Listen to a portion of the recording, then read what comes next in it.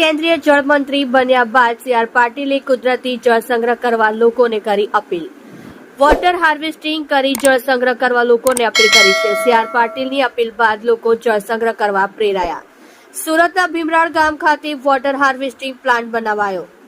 વરસાદી પાણી જમીનમાં સંગ્રહ થાય તે રીતે કર્યો. કેન્દ્રીય જળમંત્રી સી.આર. પાટીલના હસ્તે વોટર હાર્વેસ્ટિંગ પ્લાન્ટનું લોકાર્પણ કરાયું. ભીમરાળ ગામ દયાળ વિલા ખાતે તૈયાર કરાઈ છે વોટર હાર્વેસ્ટિંગ સિસ્ટમ. સી.આર. પાટીલને કેન્દ્રીય જળમંત્રી બનાવતા જ પાણીની સમસ્યા નિવારવા પ્રયત્નો શરૂ કર્યા. જમીનમાં પાણીનું સ્તર વધે અને પર્યાવરણની જાળવણી થાય તે માટેના પ્રયાસો શરૂ કર્યા. તમે જોઈ રહ્યા છો live India Today news channel. Reporter મનોજભાઈ સાથે કેમેરામેન રમેશભાઈ જયસ્વાલની સાથે. આ પહેલો કાર્યક્રમ હું કહી રહ્યો છું કે જેમાં દયાજી વિલાના સૌ આગેવાનોએ પોતે પોતાના બંગલાનો આ પાણી એ સીધું એ નીચે જમીનમાં ઉતરે એના માટે 20 ફૂટ સુધી અંદર બોર કરીને એમાં પાઇપ નાખ્યો છે. એને જે સ્ટોમ વોટર ડ્રેનેજની વ્યવસ્થા હતી કે વરસાદી પાણીના નિકાલની વ્યવસ્થા હતી એને બદલે એને જમીનમાં ઉતારવા માટે એમણે આખી લાઈન જોડી છે. હું આપ સૌને એના માટે ખૂબ ખૂબ અભિનંદન આપું છું.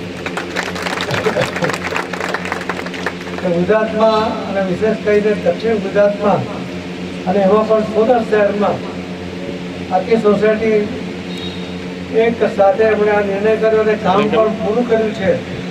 એના માટે ખૂબ ખૂબ આપને અભિનંદન આપું છું. આપનામાંથી ઘણા બધા લોકો પ્રેરણા પણ લેશે અને દરેક લોકો એના દ્વારા આ પાણી જમીનમાં ઉતારશે.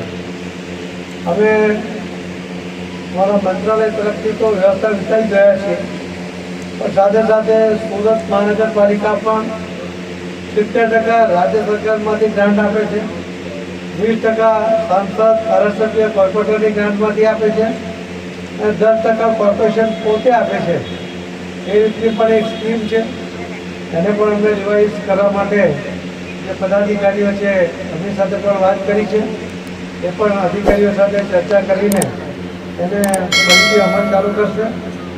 દરેક જણ આનો લાભ લે, કેમ કે આ જે સ્કીમમાં અમને એક પણ રૂપિયો ખર્ચ કરવાનો આવશે નહીં અને ખર્ચ કરવો પડે તો પણ ખર્ચ કરવો જોઈએ. આપણી એક જરૂરિયાત છે એ સમજીને આમાં કામ કરવું જોઈએ. ઘણા બધા CSR ફંડમાં પણ ઘણી બધી ઇન્ડસ્ટ્રીએ આમાં સાથ સહકાર આપવા માટેનો પ્રવેશ કર્યું છે.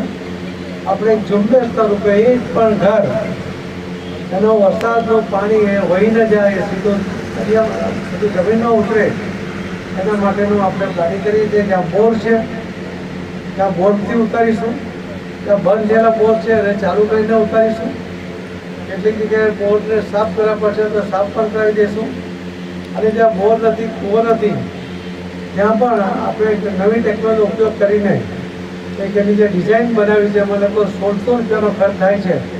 એટલે કે નાનું ઘર હોય, બોર ના હોય તો સીધું જમીનમાં પણ એ ઉતારી શકાય છે.